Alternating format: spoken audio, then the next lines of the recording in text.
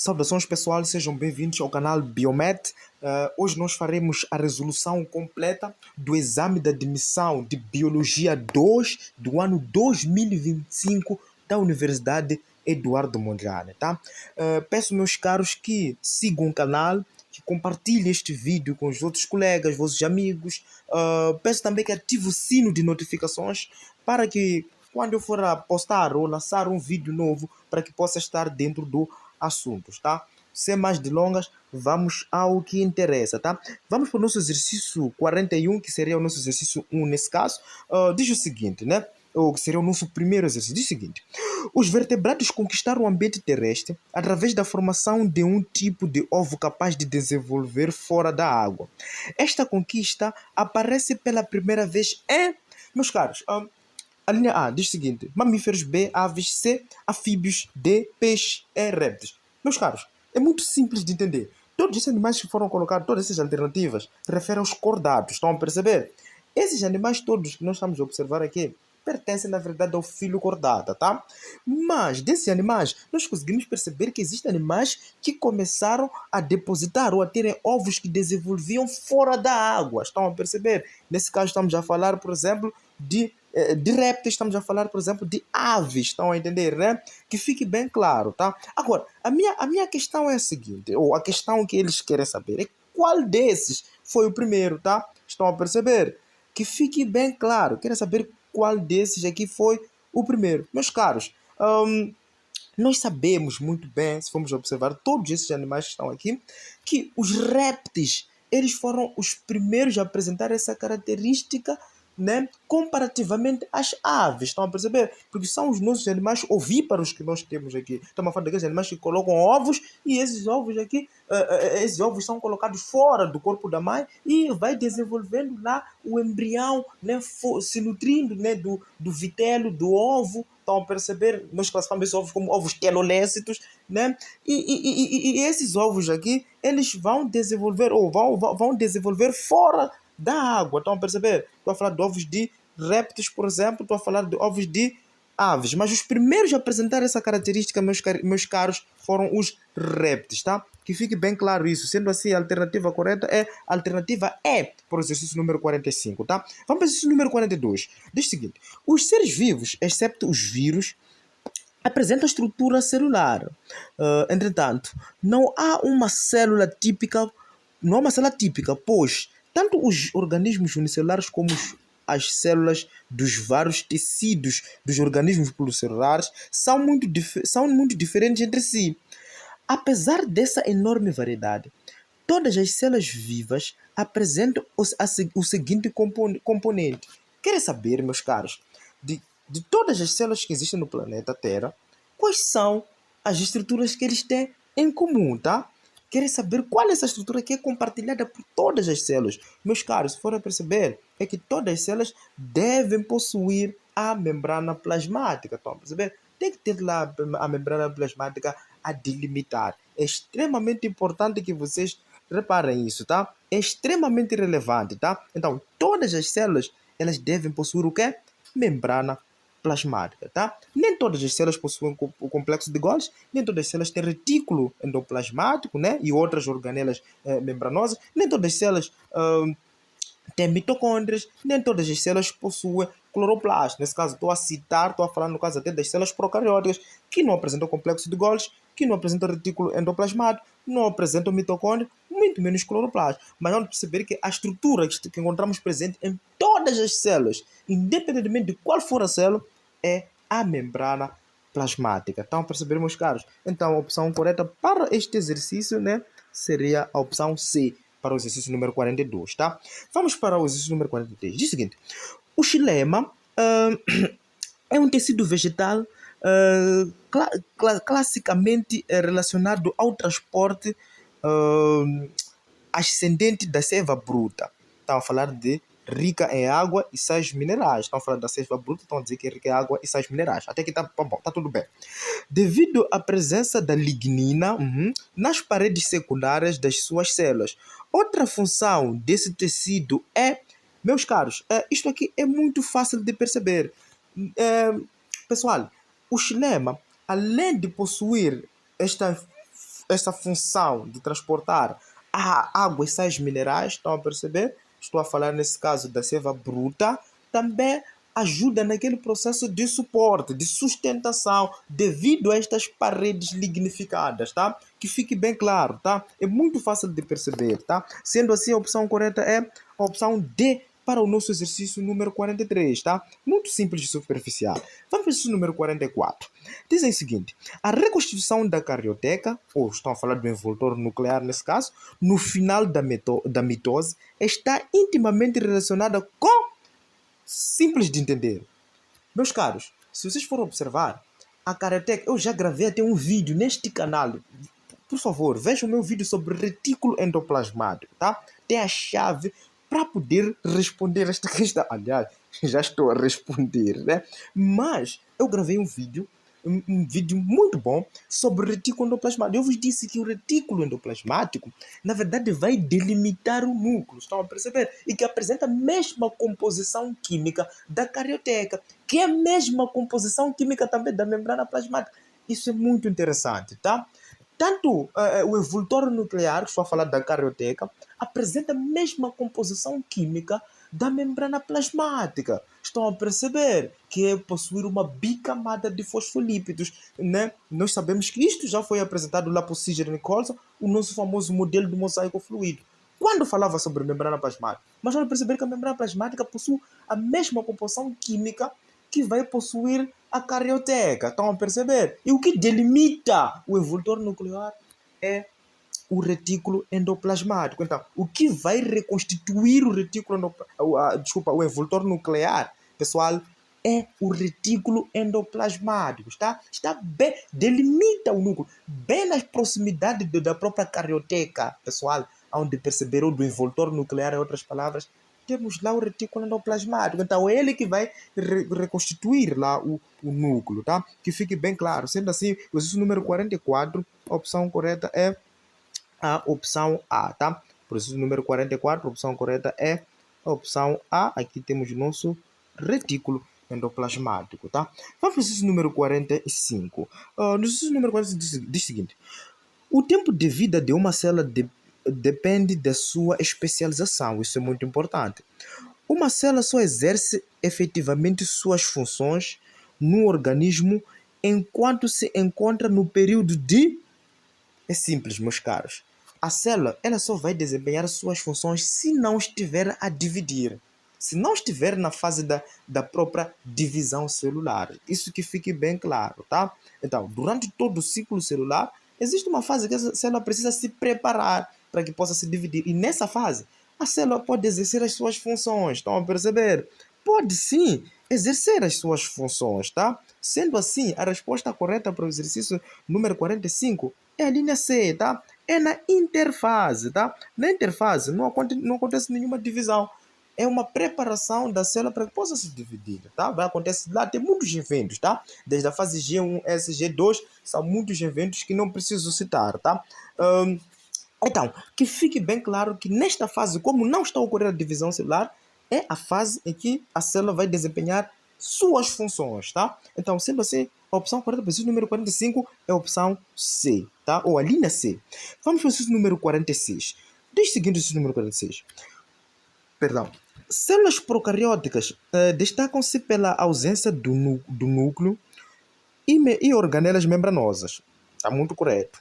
Além da membrana plasmática, citoplasma e material genético, qual estrutura pode ser encontrada tanto nas células eucarióticas como nas células procarióticas? Meus caros, conforme eu disse anteriormente, a célula procariótica, esse exercício, eles querem saber qual é a estrutura que nós podemos encontrar tanto numa célula procariótica, assim como numa célula eucariótica, tá? Meus caros, nós sabemos que as células procarióticas são desprovidas de membrana de mitocôndrias, de complexo de Golgi, de lisossomas e de peroxissomas. Então, assim, qual é a estrutura que nós vamos encontrar tanto na célula eucariótica, assim como na célula procariótica? É o ribossoma, tá?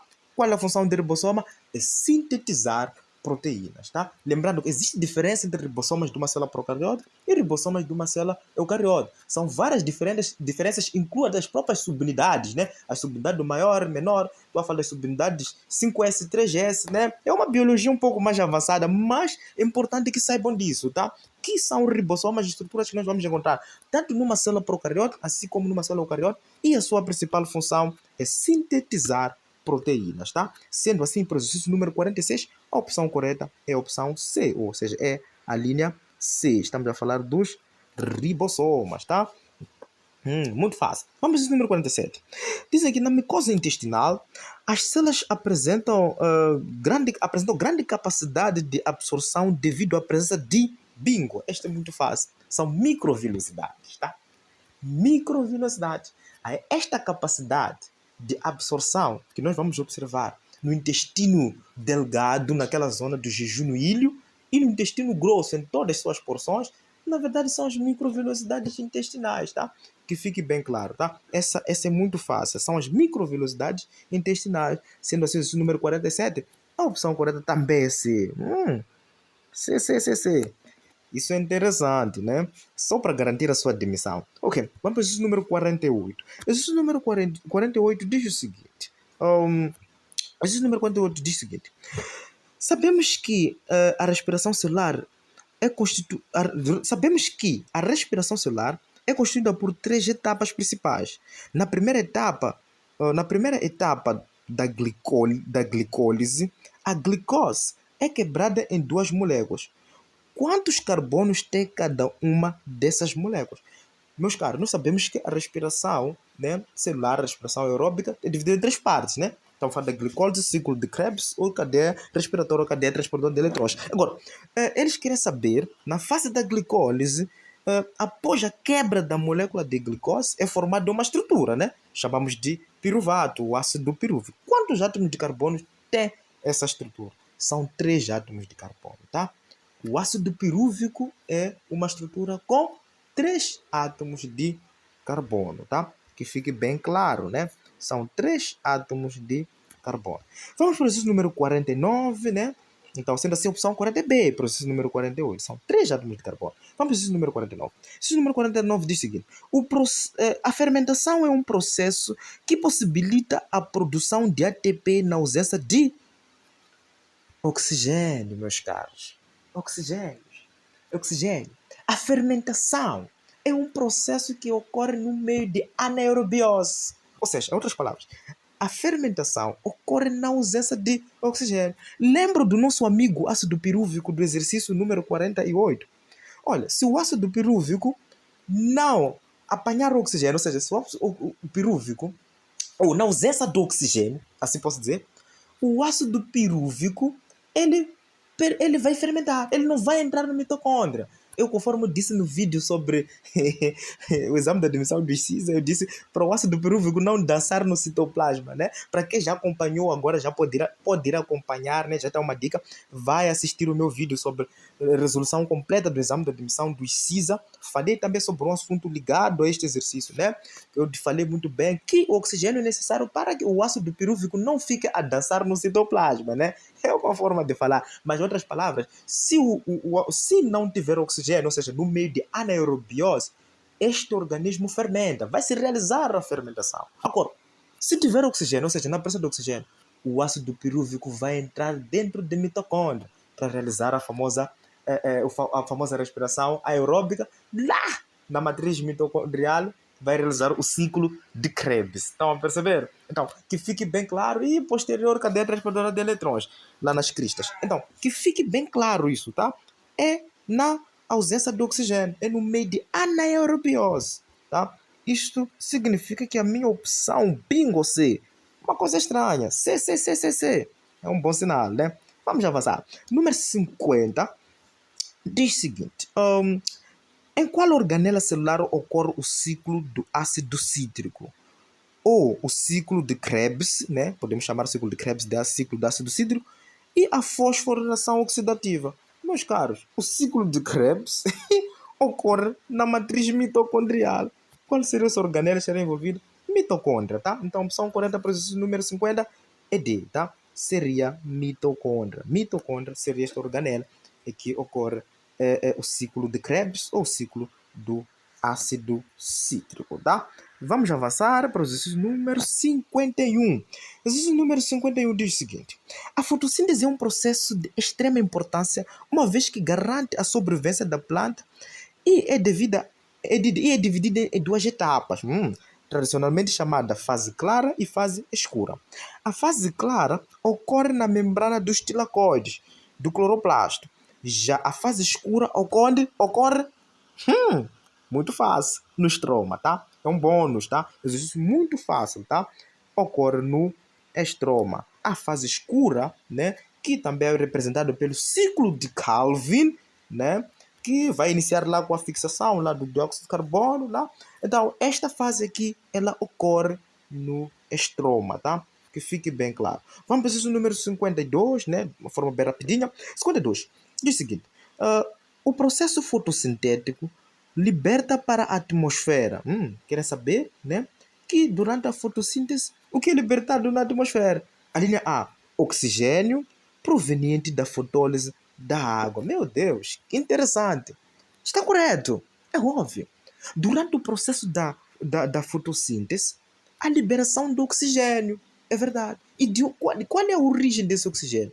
Esse oxigênio aqui resulta de um fenômeno que ocorre na fotofosforilação acíclica, estão a perceber? Que chamamos de fotólise da água, que é quebrar essa molécula de água, em que vai se separar átomos de oxigênio e átomos de hidrogênio. Esse oxigênio, ele é libertado durante o processo da fotossíntese, tá? Então, estão a perceber? E o que acontece com o hidrogênio? Vai lá interagir lá com o NADP, de modo a formar NADPH2, que a posterior será usado na fase escura, ou no ciclo de Calvin, que falamos no exercício anterior. Lembra que nós falamos no exercício anterior sobre o ciclo, sobre a fase escura da fotossíntese? É exatamente isso, muito fácil de entender. O oxigênio resulta do processo de fotólise da água, tá? Estão a perceber? Em que vai se libertar esse oxigênio, vai se quebrar a molécula de água, vai se libertar o oxigênio e hidrogênio. O que vai acontecer com o hidrogênio? Vai lá interagir com o NADP, de modo a formar o NADPH2, que será usado na fase escura. Né? Muito fácil, interessante. Uma matéria de fazer... é uma matéria muito interessante, muito boa, tá? Para quem ama biologia, fotossíntese é a palavra-chave. Então, nesse caso aqui, a opção correta é a opção A. Muito fácil e simples e superficial, tá? Ok. Vamos para vamos para o outro exercício, que seria o exercício número 53, tá? Exercício número 53, de uma maneira bem rápida aqui. Ok, tá bom. Sabemos que os meristemas podem ser classificados em primários e secundários. Como exemplo do último tipo, estou a falar do secundário, podemos citar, quero saber de quais desses aqui são meristemas secundários, né? Meristema apical da raiz, nada a ver, né? É absurdíssimo, absurdo. B, meristema apical da raiz do... Opa, absurdo. C, o felogênio e o câmbio, está correto. O felogênio e o câmbio são meristemas secundários. E nós aqui estamos à procura de meristemas secundários, conforme diz o exercício. Como exemplo do último tipo, podemos citar, ou seja, estão a citar, refere-se aos meristemas secundários. Sendo assim, a alternativa correta para o número 53 é a alternativa C. Estão a perceber? Agora, avançando. Periderme e procâmbio não está correto, meus caros, né? É absurdo, até falando do próprio procâmbio. Estamos a falar do meristema primário. Está errado, né? O câmbio vascular e protoderme. Meus caros, a protoderme é o meristema primário. Ou seja, nenhuma delas está correta, tá? Então a opção correta seria a alternativa C, tá? Tanto o felogênio, que no futuro, né, que a posterior vai se diferenciar para originar feloderme e suber, e temos o câmbio vascular, que no futuro, ou que irá diferenciar de modo a formar xilema e floema secundário. Então a alternativa correta sim é 53, tá? Esses são meristemas primários que irão se diferenciar em tecidos que eu acabei de referir, tá? No caso do felogênio, eu já disse que vai se diferenciar em feloderme e suber, e também que os dois constituem periderme. Estou a falar de felogênio e suber, os dois vão constituir periderme, e a posterior temos o câmbio vascular que vai formar xilema e floema secundário. Então a opção correta é C, tá? O felogênio e o câmbio vascular são-se meristemas secundários, tá? Dando continuidade, vamos para o exercício número 54, né? Vamos passar para o exercício número 54. Vamos passar para a página seguinte.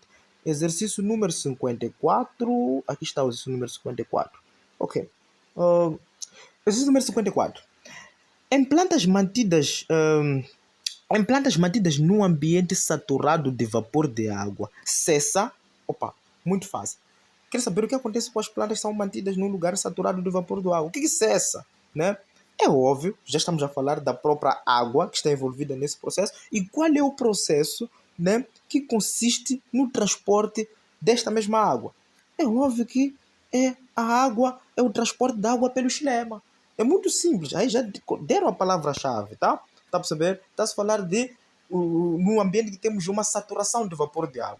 O que, na verdade, vai ser discriminado nesse processo? É o xilema. É o transporte da água pelo xilema. Tá mais do que óbvio. Nós sabemos que o xilema consiste no transporte de água e sais minerais. Estão a perceber? Não seria a difusão de dióxido de carbono nos estomas, nem tem nenhuma relação aí com os estomas. Este processo está a referir nesse exato momento, tá? A produção de auxina, esta é uma hormona vegetal, né? Transporte da seiva elaborada não tem nenhuma relação com o transporte da seiva elaborada ou do floema, não tem nenhuma relação. Síntese de matéria orgânica, muito menos. E claramente a resposta correta seria a alternativa E, por exercício número 54, tá? Muito fácil de perceber. Vamos para o exercício número 55, diz o seguinte: os cactos são considerados como plantas suculentas devido ao armazenamento de água e reservas num tecido especializado que funciona como um verdadeiro reservatório. Esse tecido é meus caros, a atividade, existe um tecido de preenchimento que também está relacionado com o armazenamento, que é o parênquima, tá, meus caros? Deixa eu só dar um cheirinho, né? Aquele cheirinho básico do professor. Existem vários tipos de parênquimas, estão a perceber, meus amigos? Existe o parênquima de reserva, que é o parênquima que estão a referir aqui, tá? Existe o parênquima, por exemplo, clorofiliano, estão a perceber? Existe também... Existem alguns parênquimas secretores que vão secretar algumas substâncias, tá? Por exemplo, de um parênquima de reserva, temos o parênquima amilífero, né? Que vai armazenar amido, que é um carboidrato. É um exemplo bem claro. Aqui eles falaram que esse aqui armazenam água. Pessoal, esse armazenamento é feito num tecido de preenchimento, tá? Que tem uma função de armazenar. Exemplo bem claro é o parênquima. Isso nós podemos observar mesmo, inclusive, um exemplo bem claro. Mandioca. Mandioca armazena amido, sabiam disso, né? Armazena lá um carboidrato que chamamos de amido. Onde que é armazenado este amido? Num tecido de preenchimento, que é parênquima. Se tivesse dito mandioca também, seria parênquima, tá? Porque parênquima está relacionado com essa atividade, tá? De preencher e permitir o armazenamento de certas substâncias. Sendo assim, a nossa opção correta, para o exercício número 55, é a opção A. Está mais do que claro isso, tá? Muito fácil e superficial. Vamos para o exercício número 56, né? Bem rapidinho. 56. Diz o seguinte: os tecidos conhecidos como permanentes são aqueles em que as células estão diferenciadas, é verdade, especializadas. Tá bom. De uma maneira geral, esses tecidos podem ser classificados de acordo com a função que desempenham na planta e em tecidos na planta em tecidos de revestimento, de condução, secretores e sistema fundamental.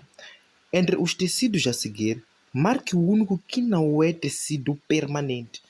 Quer saber dentre esses tecidos, ou seja, quer saber qual dentre esses tecidos não é um tecido permanente, tá? Epiderme, né? A linha A.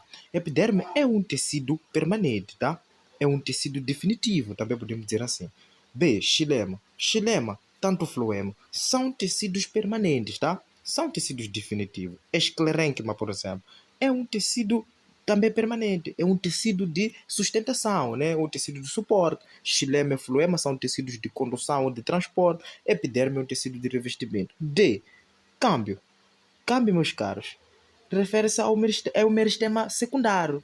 Estamos a falar do câmbio vascular, né? É o meristema secundário que irá se diferenciar de modo a formar xilema e floema secundário, que são tecidos definitivos. Pessoal, não vamos fazer confusão. temos meristema e temos tecido definitivo. O meristema se diferencia para formar tecido definitivo. Agora, se um tecido definitivo quiser voltar a virar um meristema, tem que se desdiferenciar, o que nós já chamamos de meristemas secundários. E qual é o tecido definitivo que faz isso? É o parênquima, ele que se desdiferencia de modo a formar os meristemas secundários. Mas essa é uma outra matéria, tá? Importante que vocês saibam é que o único tecido que temos aqui que não é definitivo é o câmbio, tá? Que está representado pela alternativa D, porque ele é um meristema secundário. O câmbio vascular é um meristema secundário. Sendo assim, a opção correta é opção D, tá? Processo número 56. 57. Vamos 57. Diz o seguinte: na transpiração, nos vegetais acontece de duas formas principais. Analise as alternativas abaixo e marca aquela que indica corretamente os principais locais onde a transpiração ocorre. Meus caros, é muito fácil de entender que a transpiração ela vai ocorrer ao nível dos estomas, nós sabemos disso, que é ao nível dos estomas que vai ocorrer o processo de transpiração, que é essa libertação dessa água sob forma gasosa, sob forma de vapor, tá? E isto aqui também vai ocorrer ao nível, da cutícula. Meus caros, é uma coisa muito importante que devem saber. Ao nível da folha, né, bem na superfície, tanto na epiderme superior, assim como na epiderme inferior, nós sabemos que podemos encontrar o quê? Estomas. E nesses estomas é que vai ocorrer a transpiração. Isso é óbvio, até aqui está fácil. Mas também ao nível desta epiderme, podemos encontrar uma substância lá anexada.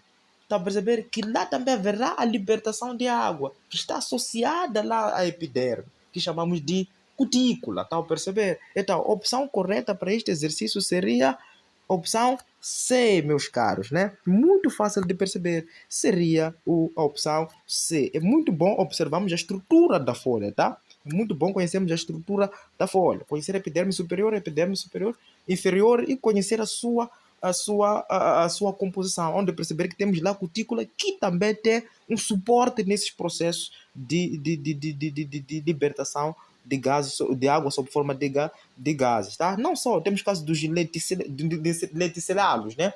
Os lenticelários também têm uma função muito importante, tá? Associado a esses dois que eu falei anteriormente. Sendo assim, a opção correta é a opção C, ou seja, a alternativa C para o exercício número 57. Muito fácil mesmo, tá? Vamos para o exercício número 58. 58 diz o seguinte: os meristemas vegetais, quando examinados ao microscópio, apresentam uma abundância de... Quer saber que, ao observarmos no microscópio, quais são as coisas que serão mais observadas? Quais são os mecanismos que envolvem os meristemas? Meus caros, é óbvio, está mais do que claro, que se referem a divisões que vão ocorrer lá. Meus caros, diz reserva. Meus caros, a atividade de reserva está muito associada aos parênquimas. E parênquima não é um meristema. Vocês sabem muito bem que parênquima é um tecido definitivo, de preenchimento, tá? Que fique bem claro. Vamos para a alternativa B. Fases de mitose. É óbvio. Pessoal, eu acabei indo para a resposta porque é óbvio, né? Deu um impulso. Pessoal, uma das características... Gravem isso, por favor, peço para escrever isso. Além de resolvermos exames, estamos a aprender, tá? É o seguinte: uma das características dos meristemas é que apresentam células em constante divisão por mitose. Que fique bem claro. E é por isso que estas células desses organismos apresentam núcleos maiores. Se alguém vos perguntasse qual seria a diferença entre um meristema e um tecido definitivo, uma das diferenças é que o meristema tem núcleo maior comparativamente aos tecidos definitivos. Estão a perceber? Por quê? Porque estão em constante divisão. Por que tipo de divisão ocorre? Por mitose, meus caros. Mitose. Isso até anima a falar, tá? Muito fácil, tá? Então, opção correta B. B fácil é um bingo. De primeira, coloca aqui. Fases de mitose. E leva essa tua nota para casa. 59 agora. Vamos para o 59. Diz o seguinte: a capilaridade, a transpiração, segundo a teoria de tensão-coesão, são dois fenômenos responsáveis pelo transporte de... Meus caros, nós sabemos que Até alguns fenômenos aqui ficaram. Estamos a falar de pressão radicular, capilaridade. Estamos a falar da transpiração, né? Que segundo a teoria da adesão coesal está relacionado com o transporte da seiva bruta, meus caros. Está relacionado com o transporte da seiva bruta. Estamos a falar de águas, sais, minerais. Estamos a falar do próprio Chilema, aquele senhor dos exercícios anteriores. O senhor Chilema. Está relacionado com o transporte da seiva bruta, meus caros. Sendo assim, a resposta correta é C, meus caros. Fácil. Eu nem de falar, já falei muito sobre o senhor Chilema. Se lembra daquele nosso velho amigo Chilema, hein?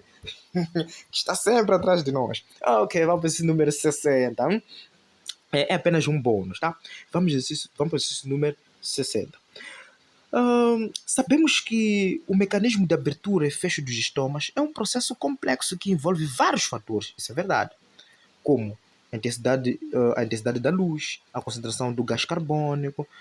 Uma hormona vegetal também apresenta relação com esse mecanismo em momentos de estresse, é verdade. A alternativa a seguir marca aquela que indica o nome correto dessa hormona.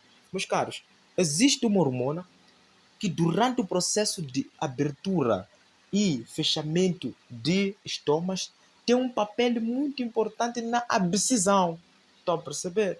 Tem um processo importante na abscisão, de modo a garantir a mudança no fluxo de íons de potássio. Estão a perceber? E esta hormona é a famosa ABA. Estão a perceber? Estamos a falar do ácido abscíssico. Perceberam, meus caros? Estamos a falar, sim, desse senhor. É ele mesmo, o ácido abscíssico. E encontramos na alternativa E. Pessoal, é muito importante que vejam a aula sobre hormonas vegetais, tá?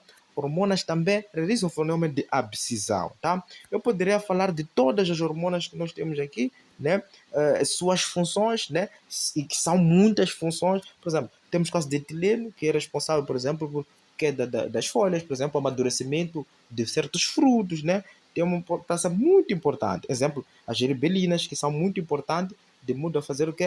Dar aquele start na germinação das sementes. As citocininas são responsáveis para a divisão celular, são extremamente importantes. Temos o caso das auxinas. As auxinas são responsáveis por aquele processo que chama dominância apical, estão a perceber, por manter as folhas jovens. Então, são essas funções que, olhando para essas hormonas de uma maneira genérica, mas é muito importante que saibam que o ácido abscíssico tem uma importância muito grande no processo de abertura e fechamento de estômago, que é causar a famosa abscissão, tá? A famosa ABA, nós vamos falar de ABA, né? Vocês já ouviram falar, tem um papel muito importante, né? A ABA nesse processo, estamos falando do ácido abscíssico, né?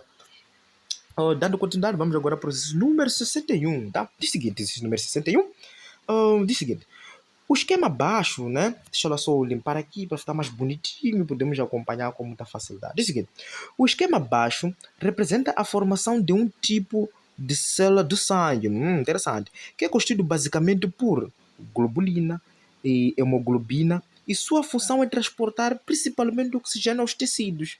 É claro que não é só oxigênio, mas ok. Para os tecidos de oxigênio, sim, mas é claro, não é o oxigênio que é transportado. Nos mamíferos, apresentam-se em forma de discos bicôncavos anucleados. Anucleados são dizer que não tem núcleo, viram?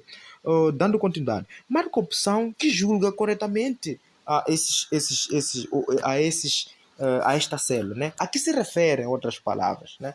Meus caros, é óbvio que eles se referem aos eritrócitos, ou podemos chamar de hemácias, tá? Perceberam? Porque as plaquetas, elas estão muito relacionadas com a coagulação do sangue, viram? Plaquetas estão envolvidas na famosa cascata de coagulação. Osteoclastos estão lá na composição, né, do nosso tecido ósseo, são ossos que nós encontramos, que vão fazer parte do nosso... Aliás, são células que vão fazer parte do nosso tecido ósseo, tá? É muito importante conhecer os osteoclastos e osteoblastos, né? Vocês já ouviram falar desses nomes? Mitocôndrias, lá na composição das células. Basófilos é um tipo de globo branco, né? Basófilo é um tipo de globo branco, é um tipo de leucócito, tá? E temos as nossas hemácias, tá? Perceberam? São as nossas hemácias ou eritrócitos. Pessoal, as hemácias, elas sim que têm a função de transportar gases, viram? Estamos a falar de oxigênio e dióxido de carbono. Perceberam? E são bicôncavos, é verdade, e são anucleares, tá? É muito importante que vocês entendam isso. Então, a opção correta para o exercício número 61 é a alternativa E. É um exercício muito fácil, é um bônus, só mesmo para garantir a sua admissão. Exercício número 62, dando continuidade. O tecido sanguíneo é formado pelo plasma, substância formada principalmente por água e proteínas, e por três tipos de elementos figurados. Está correto. Uh, marca alternativa, marca alternativa em que estão indicados esses elementos. Querem saber quais são outros elementos figurados do sangue, excetuando o plasma, né? E, claro, já falaram das proteínas, estamos a falar de plasma, estamos a falar de água no sangue. Já falei isto naquele vídeo sobre resolução do exame da admissão do CISA. Por favor, vejam o vídeo, tá? Falei também sobre plasma. E é importante que saibam que o sangue, na sua composição, tem lá o plasma, obviamente, e também tem outros elementos. Quais seriam? Essa é a pergunta. Diz que hemácias, neurônios. Neurônios vão fazer parte da construção do sistema nervoso, tá? Isso não está correto. B, plaquetas, anticorpos e neurônios. Nosso amigo neurônio, o que faz aqui, meu amigo? Meu amigo neurônio, o que faz aqui? C, miócitos, estamos falando de fibrócitos e das hemácias. Os fibrócitos, nós não encontramos fibrócitos, muito menos miócitos, tá? Estão a perceber? Nesse caso dos miócitos, vamos encontrar nos músculos, tá? Perceber? Então, não está certo isso, meus caros. Não está correto. Vamos para D. Plaquetas, hemácias e leucócitos. Isso está mais do que correto, né? Em que plaquetas são responsáveis pela coagulação do sangue, tá? Temos as hemácias, né? Estão relacionadas. Falamos do nosso amigo hemácias. Lembram do exercício número 61? Qual é a função dele? Até falaram lá na afirmação. Transportar gases, como o caso do oxigênio e dióxido de carbono. É um elemento ser figurado do sangue. Leucócitos, que são os globos brancos, perceberam, né? Leucócitos, que são os globos brancos, também nos encontramos lá no sangue, são os elementos figurados do sangue. Sendo assim, meus caros, a alternativa correta é a alternativa D para o exercício número 62, tá? É a alternativa D para o exercício número 62. Agora, avançando para o exercício número 63, né? De uma forma bem rapidinha. Exercício número 63. Considere os seguintes catabólitos animais. Está a falar de, primeiro, ureia. Segundo, está-se a falar de amônia. Terceiro, ácido úrico. Preste atenção agora na questão. Essa parte muito importante. Esta é a chave da questão. Diz o seguinte. Considere assinala a opção que contém a sequência do catabólito que necessita de menos, ou que tem menos, perceberam? Até ao que necessita de mais água para sua excreção. Estamos falando do catabólico que necessita de mais água, né? de menos água, desculpa, até o mais. Querem de menos a mais. Preste muito atenção, tá? Que fique bem claro isso aí, tá? Estão a entender, né? Agora, qual seria a sequência correta? Meus caros, é importante que vocês saibam que o ácido úrico, perceberam? O ácido úrico, ele necessita de menos, necessita de mais, estão a perceber? De menos, exatamente, né? Vamos dizer de menos para mais, né? Comparativamente à amônia e à ureia. Sucessivamente, idem para ureia, estão a perceber? E por fim temos a amônia, estão a perceber? Então, temos primeiro o ácido úrico, né? Estão a perceber? Olhando para a sequência de menos até mais água, estão a perceber? Olhando daquele que necessita menos, né? Para aquele até o que necessita mais, estão a perceber? Temos o ácido úrico, temos a ureia e depois temos a amônia. Perceberam, meus caros? Sendo assim, a minha alternativa correta é exatamente, isso mesmo, acertaste. Acertaste, né? Então, vou falar de 3, 1 e 2. Perceberam? Né? Muito fácil de perceber. Exercício número 64, bem rapidinho, vamos nessa. Sabemos que a urina é formada nos rins, mas precisamente nos nefrônios, é verdade. O processo inicia-se com a filtração do sangue na região. Meus caros, eu já falei sobre este exercício. Meu Deus, há uma relação entre esse exercício, este exame e o exame do CISA. Falei sobre esse exercício, sobre a primeira etapa da produção da urina, que consiste da filtração, né? Em que o glômero renal, alguns gostam de falar do glômero renal, eu gosto de chamar de glômero de Malpighi, tá? Tá a perceber? é no glômero do Malpighi, o glômero renal, que vai se filtrar. E este filtrado será o plasma, né? O que será filtrado inicialmente na primeira etapa da filtração. É o plasma que será filtrado e será direcionado à cápsula renal, ou pode chamar de cápsula de Bowman. Eu prefiro chamar de cápsula de Bowman, tá? Então, eles querem saber, né? Estão a perceber? Eles querem saber, né, qual é a região do meu tubo renal. Estou a falar do meu nefrônio lá, do meu tubo neural. Desculpa, renal, desculpa, estou a falar de tubo neural, é outra coisa. Qual é a região do meu tubo renal que vai ocorrer esse processo da filtração? Meus caros, é óbvio que é no, no, no, no, no, na cápsula de Bowman, como eu dizia anteriormente. É na cápsula do Bowman ou na cápsula renal. Porque existe uma relação entre a cápsula de Bowman. Deixa eu esquematizar aqui para fazer. Vocês poderem perceber. Vamos supor, eu tenho aqui o glômero de Malpighi aqui. Tenho o glômero de Malpighi. Isso aqui é um vaso sanguíneo, este aqui. Tá a perceber? E aqui é o glômero, né? Tá a ver? Dá para ver esse aglomerado aqui. E depois aqui é de ter uma cápsula. Estão a perceber? É ter uma cápsula, depois de ter o contorno proximal, depois eu tenho a asa de Elner, contorno distal, depois tenho o duto coletor. Meus caros, a primeira etapa da filtração vai ocorrer aqui nesta zona aqui. O que vai acontecer? Estão a perceber? Este aqui é o vaso sanguíneo. Se é o vaso sanguíneo, você vê que tem sangue. Aqui tem água, né? E tem aqueles elementos figurados que nós vimos no exercício anterior. Até que está fácil. O que acontece é que o meu plasma, que é água no sangue, ele irá sair do meu glômero e virá para esta coisa aqui em formato de C. Para esse pequeno gancho em formato de C, tá? Estão a ver esse pequeno gancho aqui em formato de C que estou a tracejar agora? Sim, isto aqui parece uma cápsula, né? Parece uma cápsula, parece cápsula de refresco, né? É por isso que chamam de cápsula renal, ou pode chamar de cápsula de Bowman. Então, o que acontece?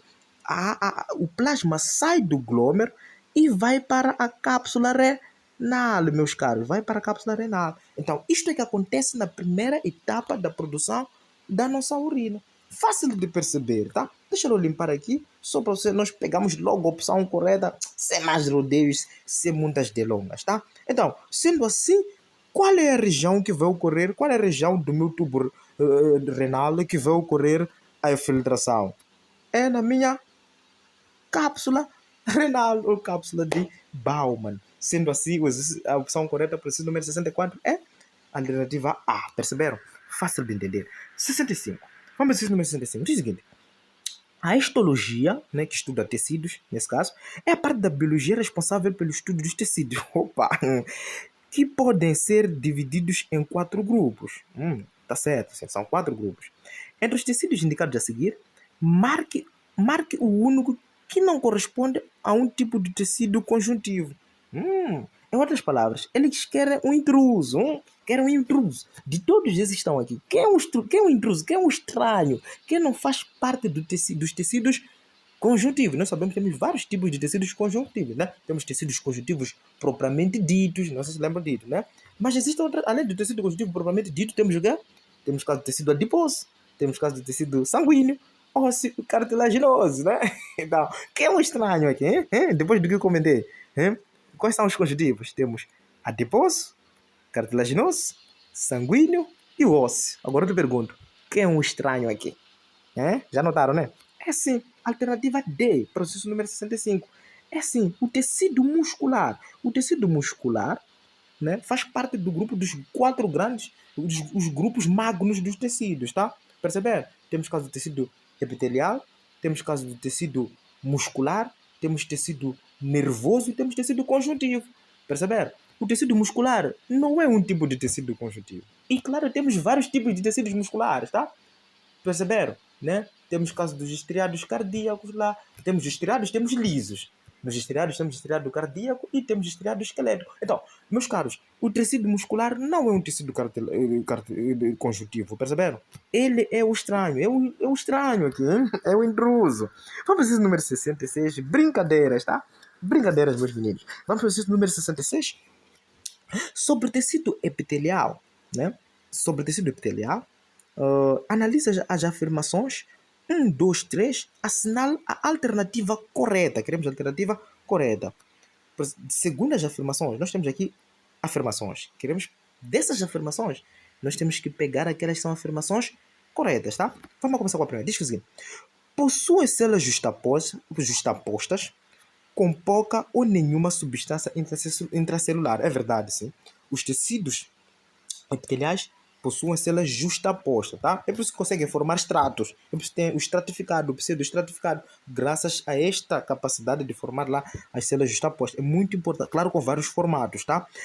Com pouca ou nenhuma substância intercelular. É verdade, essas células têm pouca substância intercelular, tá? Elas ficam muito, é como se estivessem muito apertadas, perceberam? Então, esta afirmação está excelente. Aí, não, é uma afirmação boa.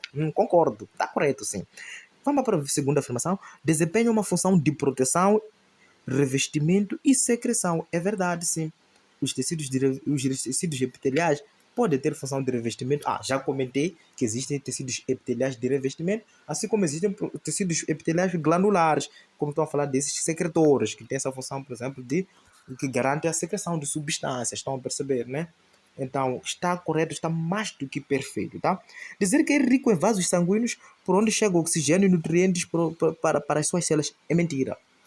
Esta afirmação é estranha, está errada, é absurda. Esta é que é estranha. Não é verdade isso, né? Não é rico em vasos sanguíneos, conforme eles dizem. Por onde chega o oxigênio, não é verdade. Isso não está correto, perceberam? Não está correto. Essa alternativa está errada. Então, sendo assim, a afirmação 1, a primeira e a segunda afirmação são as afirmações corretas. Por exemplo, a alternativa A diz somente 1 e 3. 3 não está correto. É uma afirmação estranha, está errada. B, somente uma delas. Uma delas? Qual então? Nós vimos duas, então não está correto. Avançando para a página seguinte, só para continuarmos com a nossa resolução, ok? Somente 2 e 3 não está correto. Todas são verdadeiras mentiras, não está correto, é absurdo. Diz que somente 1 e 2 são verdadeiras, está correto. Somente 1 e 2 é que são verdadeiras, tá? Somente a primeira e a segunda opção é que são afirmações verdadeiras, tá? Então, a opção correta para o meu exercício seria, ou né? Não seria, é a alternativa E. Good. Dando continuidade para o exercício número 67. Vamos para o exercício número 67. A presença de diafragma muscular, estrutura que separa a cavidade torácica da cavidade abdominal e permite a ocorrência de movimentos respiratórios de inspiração e expiração, é característica dos, meus caros, esta estrutura ela é exclusiva, guarda isso, é tipicamente e é característica exclusiva dos mamíferos, perceberam? Né? É característica exclusiva dos mamíferos, tá? Perceberam? Não vamos verificar essa estrutura em anfíbios, não verificamos em todos os animais a partir de anfíbios, não verificamos répteis, né? Estão a perceber?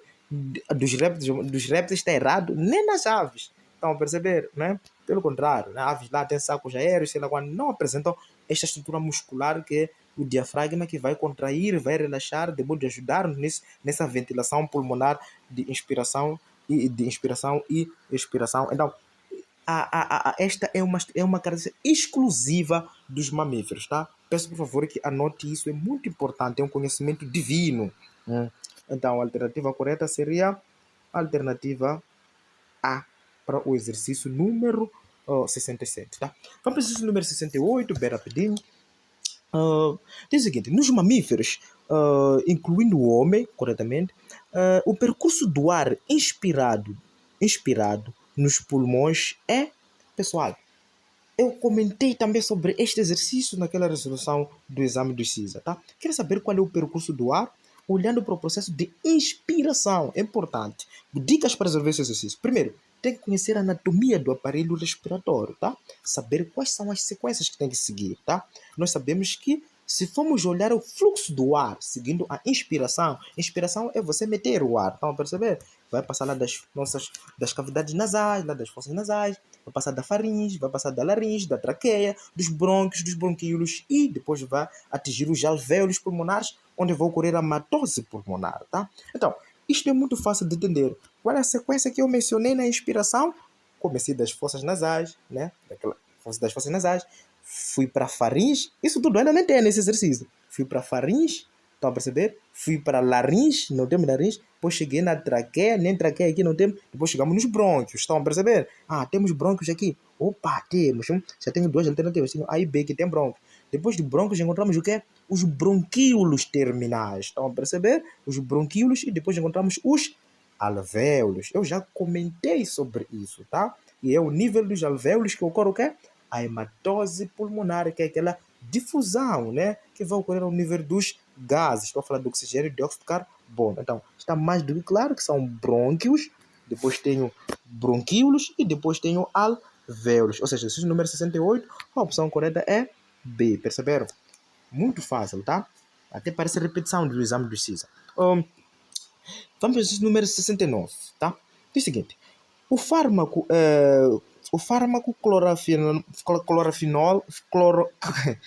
cloranfinicol, ok, tem efeito antibiótico por impedir que os ribossomas das bactérias realizem sua função. É verdade, ok? O efeito imediato desse antibiótico sobre as bactérias sensíveis a ele é inibir o processo, ou quer inibir qual o processo? Ou inibir a síntese de... Meus caros, disseram que este fármaco, né, ele na verdade impede ou vai impedir o processo de síntese de proteínas, não é isso? Óbvio. Então, eu quero saber que este fármaco afeta que organela, ou seja, qual é a estrutura que é afetada neste processo, né? É a síntese do quê? De proteína, meu Deus. Aliás, será que esse fármaco afeta ribossomas, né? Será que este fármaco afeta o quê? Ribossomas. Se esse antibiótico afeta ribossomas, qual é o processo que vai ser afetado? É a síntese de proteínas. Por quê? Porque ribossomas são responsáveis pela síntese de proteínas. Já comentei no exercício anterior sobre a atividade dos ribossomas. Então, sendo assim, a opção correta é a opção C. É a síntese de proteínas que vai ser afetada. Vamos ao número 70, né? Vamos ao número 70. Diz o seguinte. Em pesquisas desenvolvidas com eucalipto, constatou-se que a partir de gemas de um único ramo pode-se gerar cerca de 2.000 novas plantas, né? 2.000 novas plantas. Em aproximadamente 200 dias através da cultura de tecidos. Enquanto os métodos tradicionais permitem a obtenção apenas de cerca de 100 mudas a partir do mesmo ramo, no método tradicional você tem poucas mudas, ok? A cultura de tecido é feita a partir de, meus caros, se nós conseguimos ter, né, este grande número de mudas, é que se deve a um fato de ocorrer um tipo de divisão. Estão a perceber? E este tipo de divisão é que vai permitir que eu possa gerar essas mudas, né, em maior quantidade. Estão a perceber? Isso, até eles deram exemplo, isso se for observar no processo de cultura de tecidos. Em outras palavras, meus caros, então significa que trata-se de que tipo de célula? Quais são as células, em outras palavras, quais são as células que têm alta capacidade de divisão? Quais são? São os meristemas. Estão a perceber? Se eu estou a conseguir gerar muitas mudas, é que lá estão a ocorrer divisões constantes. Estão a perceber? E eu sei que o que tipo de células, o que tipo de tecidos, né, que tem essa alta capacidade de dividir-se. Obviamente que são células meristemáticas. Estão a perceber? Sendo assim, a opção correta é B, né? Porque aqui é simples de perceber. Estão a dizer que no método de cultura, por exemplo, de tecidos, né, estão a observar que estão a conseguir ter muitas mudas. Estão a perceber? Estão a gerar muitas mudas. Agora, a pergunta é, por que razão no método tradicional estou a gerar poucas mudas?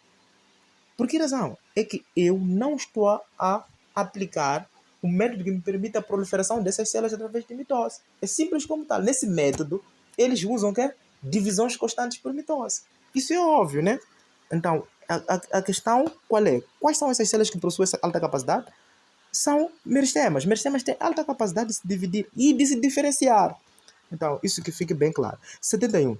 A sequência normal do deslocamento de água de uma planta vascular é, meus caros, nós sabemos, coifa, não encontramos a coifa, persículo, depois encontramos líber, ou não, lenho, depois líber. Não, meus caros, não está correto porque líber não está envolvido nesse processo de transporte de água, tá? Quem está envolvido no processo de transporte de água é o quê? É o lenho. Lenho consiste no transporte de xilema, enquanto que líber é no transporte de floema, perceberam? Então não tem nada a ver com líber. B, pelos absorventes, coifa, lenho, líber, não tem nada a ver com líber. Volto a dizer, chamar a atenção em relação ao líber. É estranho. Ok, vamos para C. Diz o seguinte, pelos absorventes, está certo? Depois passa da zona do córtex, da raiz, é verdade? Estão a perceber? Depois, claro que naquela zona depois tem que atravessar lá endoderma, o persículo, depois vai para os vasos lenhosos e depois atinge os estomas, onde vai realizar a transpiração. Tá certo. O exercício número correto, a opção correta é a alternativa C. É óbvio, tá bem? Mais do que claro, tá? Perceberam? A alternativa correta é a alternativa C. Este é o fluxo da água, perceberam? Este é o fluxo da água até atingir os estomas, né? Passa dos pelos absorventes, passa da zona do cortical, né? Vai atravessar lá endoderma, persículo e claramente depois vai atingir os vasos lenhosos. Tem que atingir os vasos lenhosos. Tem que atingir o lenho. Estão a perceber? É importante que atinja o lenho. Só assim que vai ser transportado. Porque a água, né, ela é transportada pelos vasos lenhosos. Isso é muito importante. Por exemplo, repara no número D. Dizem persículos estomas. Agora, por que não estão a colocar vasos lenhosos? Não faz sentido, porque a água é transportada pelos vasos lenhosos. Estão a perceber? Então, a alternativa correta está mais do que clara que é a alternativa C. Vamos para o exercício número 72. 72 diz o seguinte. Considerando que todos os seres vivos, né, necessitam de uma fonte de carbono para construir suas moléculas orgânicas, a diferença essencial entre o autotrófico e o heterotrófico é, respectivamente, é muito fácil de perceber, tá? Ok, vamos olhar para as alternativas. Quer saber qual é a diferença entre autotrófico e heterotrófico? Só olhar para o tipo, né, de nutrição. Ok, vamos avançar. A alternativa A diz o seguinte: usar o carbono orgânico e o carbono inorgânico. Está mais do que correto. Meus caros, para analisar isso aqui de uma maneira mais simples, né, nós conseguimos observar que nos seres autotróficos eles usam, por exemplo, o dióxido de carbono, né? Estou a falar dos seres autotróficos, usam dióxido de carbono como fonte de carbono, está a perceber? Para produzir os seus compostos. Em particular, até estou a falar da própria glicose, né? Perceberam? Isto é bem nítido na fase escura da fotossíntese. Então, esta é uma diferença, é uma evidência, né? Se formos olhar para os compostos autotróficos versus os heterotróficos. Estão a perceber? Os autotróficos usam sim o carbono inorgânico. Perceberam? Para produzir seus compostos. Estamos a falar do quê? Do dióxido de carbono. Tá? Agora, os heterotróficos usam carbono orgânico. Estou a falar da glicose, por exemplo. Usam a glicose como fonte do quê? De carbono para poder produzir os seus compostos. Estão a perceber? Então, isso está mais do que claro. É só olhar para aquela etapa lá da glicólise. Tá? Usa-se o quê? A glicose como substrato para poder produzir seus compostos. Então, esta opção está mais do que clara de que está perfeita. Estão a perceber?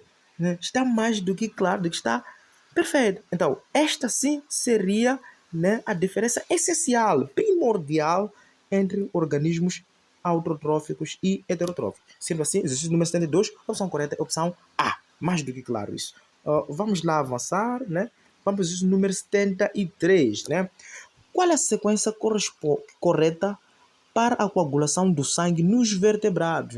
Esse exercício é sobre cascata de coagulação, meus caros, né? Cascata de coagulação, né? Indo um pouco mais a fundo, dá para entender, tá? Ok, qual seria a sequência correta olhando para a cascata de coagulação? É uma biologia um pouco avançada, espero que não tenha surpreendido ninguém esse exercício. É muito fácil mesmo, mas eu for um pouco a fundo nessa questão. Mas dá para entender. Cascata de coagulação. Mas, claro, este processo de coagulação sanguínea, na verdade, tem um start, né, com um aglomerado de plaquetas. Sabemos que plaquetas são responsáveis pela coagulação de sangue. Então, já tens uma dica. O start desse processo de cascata de coagulação começa com as próprias plaquetas. Estão a perceber? E depois lá vão ativar a protrombina. É uma cascata porque são etapas. É como se fosse uma escada. Vai se ativar lá a protrombina, que a protrombina, conforme o nome diz, protrombina, é para dar um start à formação da trombina, perceber? Depois da formação da trombina já vai formar o fibrinogênio, né? Que depois de seguidamente vai se construir a nossa fibrina e assim vai poder se estancar a nossa hemorragia. Esta é a sequência da cascata de coagulação. Temos as plaquetas e depois, por sua vez, vai formar a protrombina, depois a trombina, lembra, né? Protrombina, seguidamente vai formar o quê? Trombina, tá? Protrombina, depois trombina, temos o fibrinogênio e seguidamente vai chamar fibrina. Isto é muito fácil de entender, tá? É fácil de seguir essa sequência. É só vocês lembrarem. Isso começa com o agregado de plaquetas. Você sabe que plaquetas são responsáveis pela coagulação sanguínea. Forma-se a protrombina para se formar o quê? Trombina. Depois temos fibrinogênio para se formar o quê? Fibrina, tá? Essa é a dica para você poder entender, né? Tem uma aula própria, eu vou gravar um vídeo sim sobre a cascata de coagulação, né? Mas é um vídeo para ensino superior, tá? É um vídeo para ensino superior sobre a cascata de coagulação, uma matéria muito interessante, tá? Sendo assim, seguindo essa sequência, plaquetas, protrombina, trombina, fibrinogênio e fibrina, a opção correta é a opção C. Perceberam, meus caros? Se formos olhar para a cascata de coagulação. 74, vamos para o 74. O que diz o número 74? Diz o seguinte: a reprodução sexuada determina. Qual é a característica que é determinada pela reprodução sexual? Manutenção da condição da haploidia, né? Ou condição haploide. Não é verdade. Não está correto isso, tá? Isso não garante a manutenção da condição da haploidia. B. Especialização de gametas diploides. Não. Gametas diploides, né? Fala sério. Isso é interessante. Gametas diploides. Gametas são haploides, meus amigos. Isso está mais do que claro. É interessante, né? Gametas diploides. Esse é bom. Sim, fertilização das células indiferenciadas não tem nada a ver com a fertilização das células indiferenciadas, não tem nada a ver. Invariabilidade genética em cada geração, não.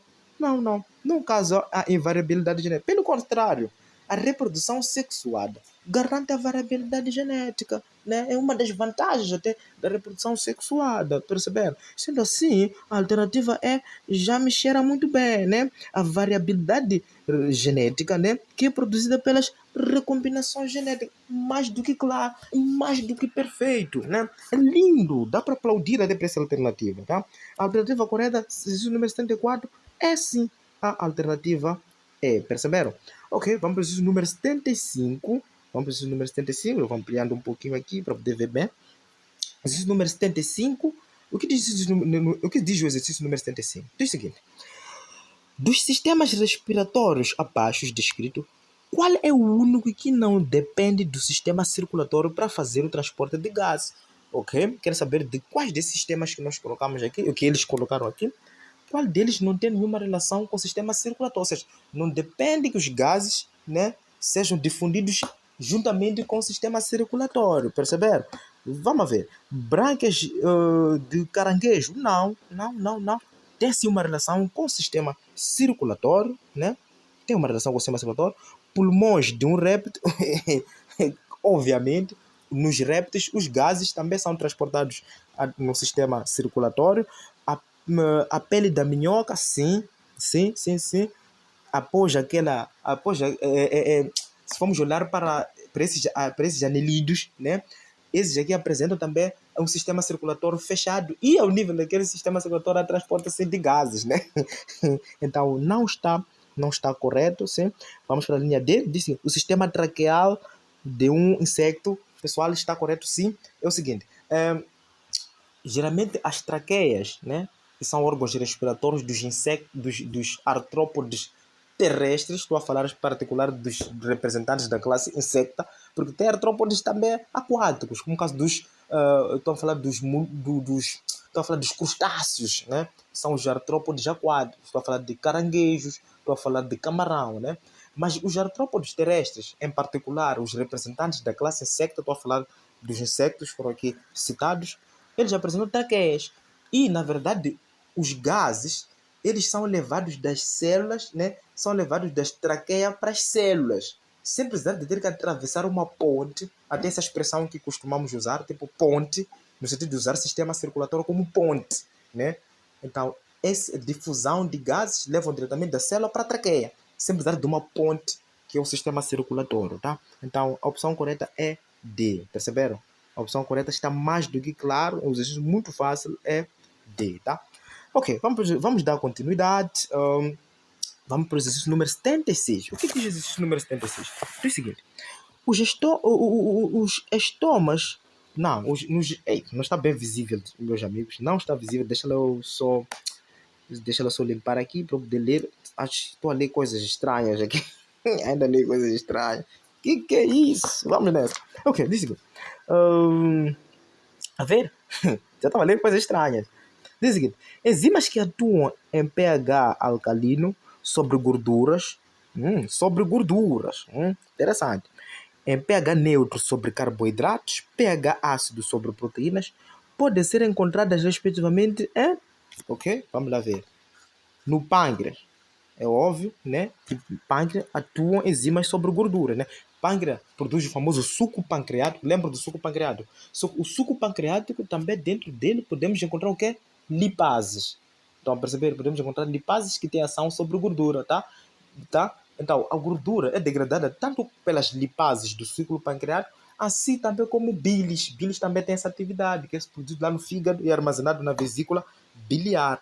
Todas essas estruturas estão associadas ao intestino delgado, na zona do duodeno. Então, está correto sim, né? Está correto sim que o pH alcalino sobre gorduras no pâncreas, tá? Agora, na boca, né? Na boca, degradação de carboidratos, sim. Carboidratos são degradados também na boca, tá? Pela ação da ptialina, ou pode chamar de amilase salivar. Tem uma enzima que é produzida na boca, né? Que atua na boca, não é produzida na boca, né? É na glândula salivar. Atua na boca e que chamamos de amilase salivar ou ptialina. E esta enzima tem a função de degradar amido em particular, né? Degrada carboidratos, como o caso de amido. É por isso que o nome é amilase, tá? Então, sim, está correto. Agora, avançando, no estômago, né? Sobre as proteínas, sim, está mais do que correto. Temos lá a pepsina lá atuar ao nível do estômago para a degradação de proteínas. Então, a alternativa correta, A está correto, tá? Está mais do que claro. Pâncreas se degrada sem gorduras por causa da ação da lipase. Na boca, a degradação de carboidratos, sim, graças à ação da amilase salivar, ou pode chamar de ptialina. E também está correto dizer que sim, as proteínas são degradadas sim ao nível do estômago com a ação da pepsina. Então, está mais do que correto, tá? Não está errado, está correto. Alternativa A está correta para o número 76, tá? Alternativa A. Ok. Vamos agora avançando para o número 77. O que nos diz esse número 77? Diz que a hormona ADH quer dizer hormona antidiurético, tá? ADH quer dizer hormona antidiurético, atua sobre os túbulos renais, provocando a absorção da água do filtrado glomeral. A deficiência... Opa, desculpa só para afastar um pouco mais para poder ler bem. Ok? A deficiência na secreção dessa hormona faz com que a pessoa produza... É um exercício muito simples, muito fácil. Eles querem saber o que aconteceria com o indivíduo que tem deficiência de produzir ADH, ou pode chamar de hormona antidiurético. Estão a perceber? Então, é bem claro que esse indivíduo vai produzir pouca urina. Isso está bem claro. É a primeira coisa que tem que... Aliás, esse indivíduo vai produzir muita urina, né? Se não tem ADH a regular, né? Desculpa, eu já estava a fazer o contrário, né? Se não tem o ADH, né? Se não consigo produzir essa hormona, que vai, na verdade, promover a absorção, né?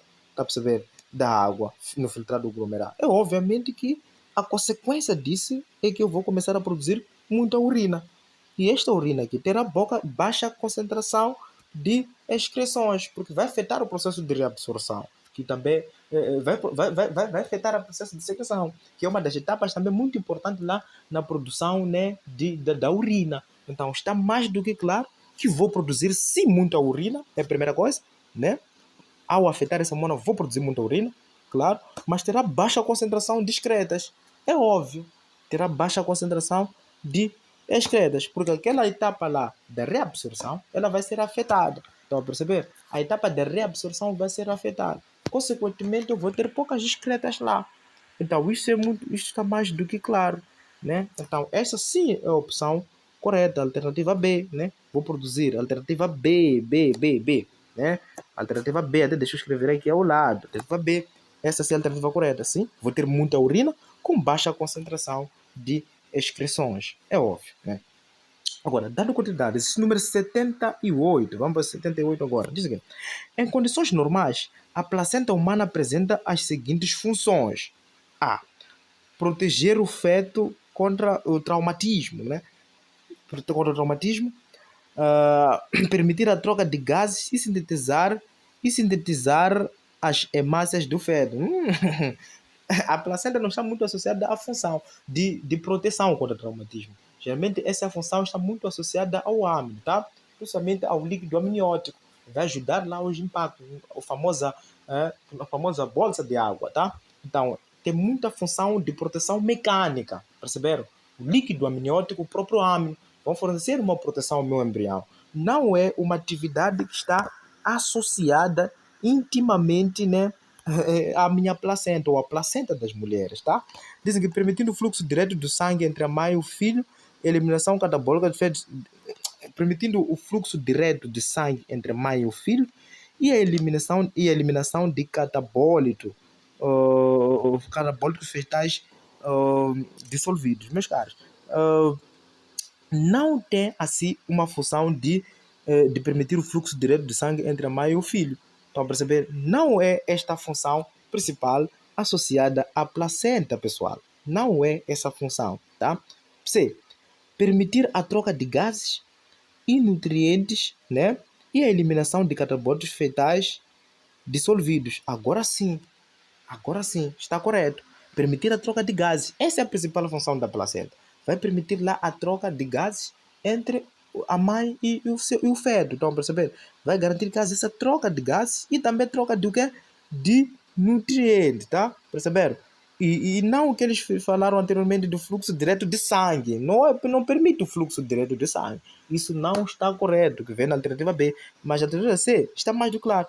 Vai garantir sim a troca de gases, né? Inclusive até de nutrientes. Assim como vai também garantir a eliminação de catabólitos fetais, uma vez que esses animais vão apresentar alantoide menos desenvolvida, tá? Porque geralmente essa função de eliminação de excretas é feita por alantoides. Estamos a falar de principalmente animais ovíparos, aqueles que apresentam ovo teloleste, que é um ovo rico em vitelo, tá? Estou a olhar para uma classificação quanto à quantidade de vitelo. Então, que fique bem claro, né? Que o humano tem essa graça, né? Posso dizer assim, é uma graça, assim, de possuir lá a placenta, que vai permitir essa troca de gases, né? Assim como fluxo de nutrientes, né? Está bem claro, assim como vai também permitir a eliminação de alguns catabólitos fecais, né? Uma vez que a alantoide ela é menos desenvolvida, assim como o saco vitelínico é atrofiado também, tá? É muito interessante isso, tá? Pelo fato de ter essa placenta, né?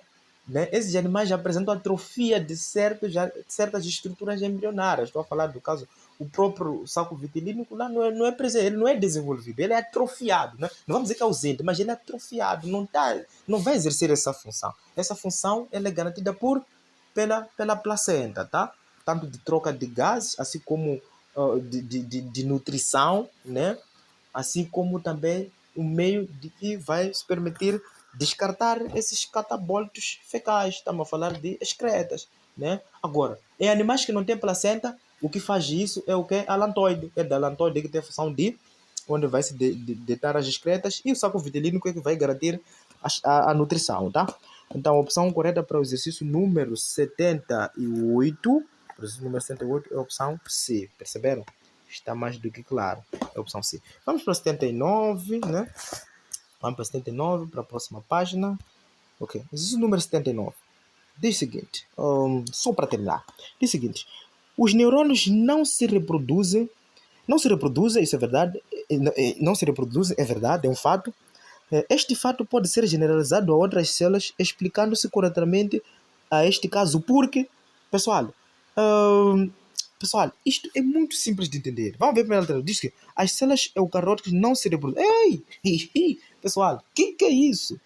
As células eucarióticas se reproduzem, tá? Não é pelo fato de ser uma célula eucariótica, neurônio, que não vai apresentar, né, este impacto magro no processo de reprodução. Não está correto isso aí, pessoal. Não está correto. Meu Deus, o que é isso? Bem, diz que quanto mais diferenciada for a célula, menor será a sua capacidade de reprodução. Isso está correto. É um bingo. Pessoal, deixa eu vos contar uma coisinha interessante. Estão a ver as células que são menos diferenciadas? Essas têm uma grande capacidade de se reproduzir. Até têm uma grande capacidade de se dividir. Estão a perceber? Agora, as células que têm alta capacidade, as células diferenciadas, estão a perceber? As células mais diferenciadas, elas terão menor capacidade reprodutiva. Estão a perceber? Comparativamente às menos diferenciadas. Estão a perceber? As menos diferenciadas têm mais capacidade reprodutiva. As mais diferenciadas têm menos capacidade do que reprodutivas. Ou seja, quanto mais diferenciada for a célula, menos é a capacidade reprodutiva, tá? É muito importante, é muito importante que saibam disso, tá? Não estamos a dizer que a célula diferenciada não se reproduz. Não. Mas se vamos olhar, comparando com a menos diferenciada, vamos perceber que a velocidade, a dinâmica é diferente. Inclusive até o gasto energético há uma mudança, tá? Então, está mais do que claro. A opção correta é a opção B, tá? Muito fácil, era apenas um bônus, é a alternativa B para esse exercício. Agora, vamos para o exercício número 80. O que diz o exercício número 80? Só para fechar, né? O último exercício, né? O último golpe. Vamos nessa, né? Já decapitamos, já eliminamos o exame. Muito fácil, superficial. E vamos para outro exercício, né? Qual dos seguintes conjuntos de características é comum em todos os tecidos de sustentação? Querem saber qual é a característica que nós vamos encontrar em todos os tecidos de sustentação? Quais são os principais? Vamos começar com uma dica fácil. Quais são os principais tecidos de sustentação? Estamos a falar do quê? De colênquima, estamos a falar de esclerênquima. Estão a perceber? Então, esses são os principais tecidos de sustentação que nós vamos encontrar. Então, dizem que a alternativa A diz o seguinte: células mortas localizadas, células mortas, localização periférica, presença de lignina. Nem todos apresentam células mortas. Estão a perceber? Como o caso do próprio colém. Nem todos apresentam células mortas. Nem todos os tecidos de sustentação têm células mortas. Isso não está correto. Então, já começamos aí a discriminar. Não está certo. P. Células de atividade, ok, tá certo, né? Mas nem todas têm células de atividade. Um tem células mortas e o outro tem células vivas, ou seja, tem células de atividade. Localização interna da parede reforçada com substâncias diversas. O problema é dizer que tem células de atividades. Tanto todos os tecidos de sustentação têm células de atividade. Isso não é verdade. Nem todos os tecidos de sustentação vão apresentar células de atividade. Estão a perceber? Alguns tecidos de sustentação apresentam células mortas. Estão a perceber? Né? Não é verdade. Isso é mentira. Tá? Então, estou a falar do caso do quê? Do esclerênquima. O esclerênquima vai apresentar células mortas, né? Enquanto que colênquima tem células vivas, tá? Vamos lá continuar, tá? Então, vamos lá continuar. Diz o seguinte: C. Células mortas e atividades. É verdade, estão a dizer que um vai possuir células mortas, outro células vivas, ou é atividade, células vivas é a mesma coisa. Localização variadas, né? É verdade, de parede reforçada, em alguns casos até tem paredes lignificadas, como o caso do próprio esclerenque, né? Tem paredes de lignina, né? É muito importante. Com substâncias diversas. Isso está mais do que claro. Está correto. É um bônus, tá? Está correto, tá? Existem sim células mortas e outro com células vivas. Estão a falar do caso do colênquima e estão a falar de esclerênquima. Colênquima com células vivas e esclerênquima com células mortas. E também, só para fechar, né?